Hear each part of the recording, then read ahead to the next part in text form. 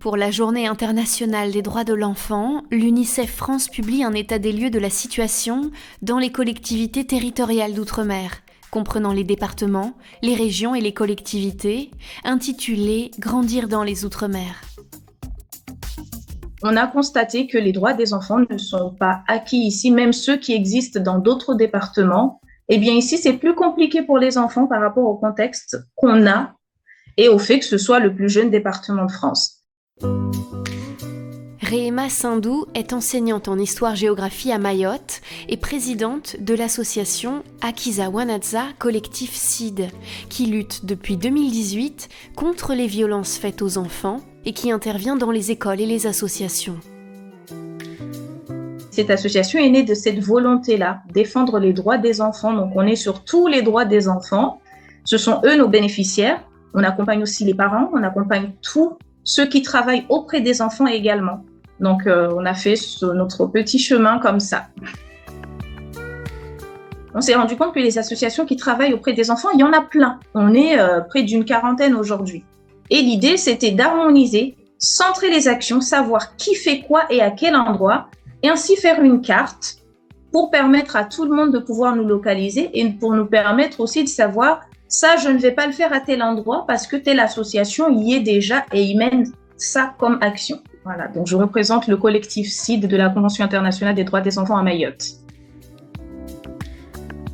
Depuis 2 ans, nous sommes sur 2 axes des droits des enfants. Nous sommes sur les violences sexuelles, violences physiques faites aux enfants. Et cette année, on a rajouté un autre article, on travaille sur l'égalité, la non-discrimination des genres. Du coup, nos missions, ça va être les sensibilisations, aller vers les personnes qui travaillent auprès d'un public jeune, aller vers les enfants, aller vers les parents, parce que changer les choses, ça passe par les parents, parce que les enfants sont des adultes qui se construisent dans un cercle familial. Donc, nos missions, c'est principalement la communication, par une pédagogie, aller plutôt vers une sensibilisation. On veut faire bouger les choses, mais on veut que les gens soient avec nous parce que sans eux, on ne fait rien.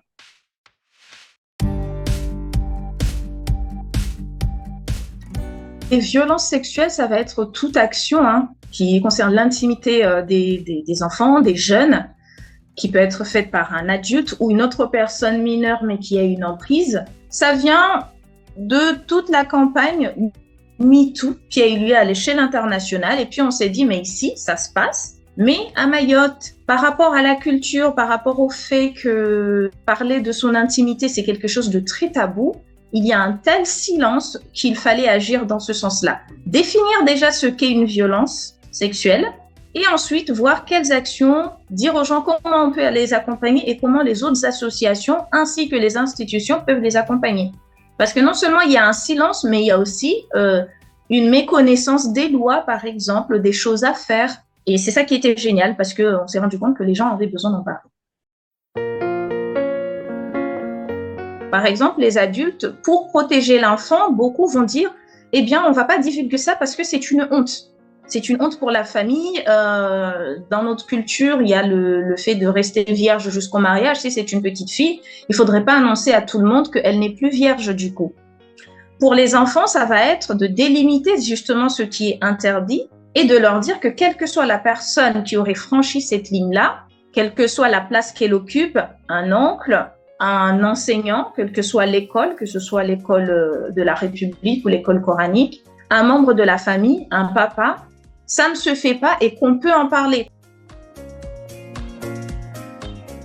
Pour ce qui est des actions, on fait des actions en milieu scolaire avec le pôle médico-social en lien avec les CPE. Donc, on va dans les classes poser des questions aux élèves. Qu'est-ce qu'une violence? Quel endroit on ne peut pas toucher? Et si ça arrive, on fait des mises en situation. Ensuite, nous réalisons pas mal de clips qui passent à la télé et qui tournent en rond, qu'on épingle à chaque fois sur tous nos réseaux sociaux. Donc, beaucoup de nos témoignages viennent des réseaux sociaux, justement.